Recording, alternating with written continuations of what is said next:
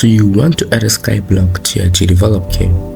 In today's tutorial, I'll be showing you how to do exactly that. First, you're going to need a skybox 3D model in the GLB file format. Once the skybox has been found, download the 3D model in the GLB file format. If you don't download it in the GLB file format, it will not work. You want to start off by creating a new 3D model object. Name the model if you feel like it, but you're gonna have to import the model. On the material modifier, choose keep model material. On points, choose object center on both parameters, then click apply. Now drag in your skybox. Increase the size while holding shift to keep the size consistent, reposition if needed, and you've got yourself a skybox, but we still need to set it up.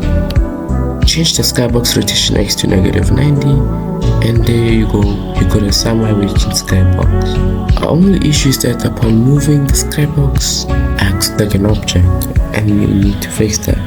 Plus, the player can just decide to face through the sky if they felt like it. Go to the events sheet and create a new event. Click on your skybox object and go to center position.